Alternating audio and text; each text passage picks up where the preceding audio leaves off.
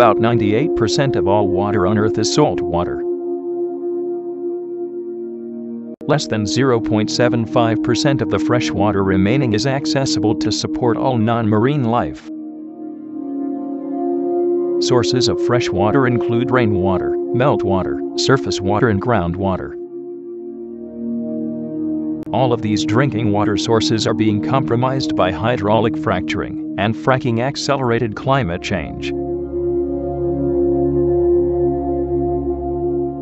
Fracking releases massive amounts of the greenhouse gases carbon dioxide and methane, which warms the air and allows it to hold more moisture. The atmosphere's water-holding capacity increases by approximately 4% for every 1 degree Fahrenheit rise in temperature. Extreme precipitation is likely when storms pass through warmer air holding more water. In warmer months, it takes the form of torrential rainstorms. In winter, blizzards are more likely.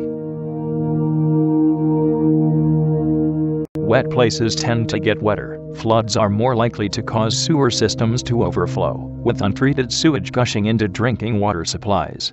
Dry places tend to get drier as warmer air rises higher.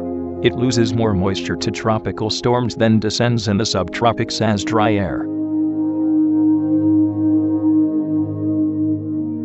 Fracking-accelerated global warming is melting what had been permanent snow and shrinking glaciers, ice sheets, and ice caps.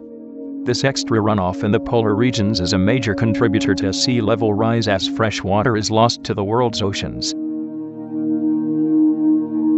Shrinking land ice and thawing permafrost means less sunlight gets reflected back into space. As more and more heat-absorbing dark land and deep water gets exposed, global warming and its impacts become more severe. 1/6 of our population lives near rivers that derive their water from glaciers and snow cover. Shrinking glaciers, loss of mountain snowpack, and earlier spring snowmelt reduce available drinking water for millions of people.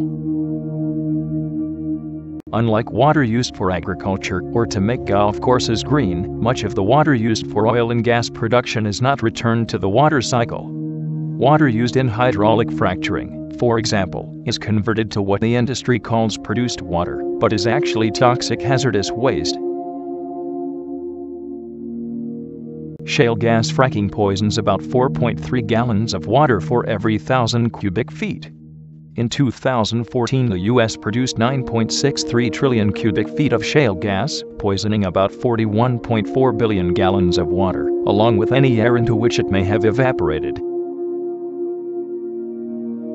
The U.S. petroleum industry contaminates from 135 to 336 gallons of water for every barrel of oil it produces.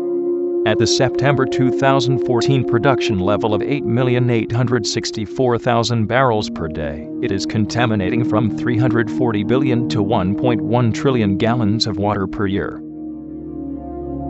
U.S. freshwater resources lost to fracking increased by 39% from 2005 to 2010, with similar or greater increases projected going forward. Much of that water is being diverted from water supplies already stressed by overdevelopment and drought, such as California and Texas. Peak oil and the ecocidal attempts by greedy corporations and their puppet politicians to postpone peak oil are hastening our arrival at peak water. Peak water is the point where demands for safe, clean, fresh water begin to exceed the combined abilities of nature and man to replenish and supply it. PeakWaterUS.com is a startup social enterprise raising water scarcity awareness, empowering hydropolitical activism, and offering self-sufficiency solutions for the peak water era that is upon us.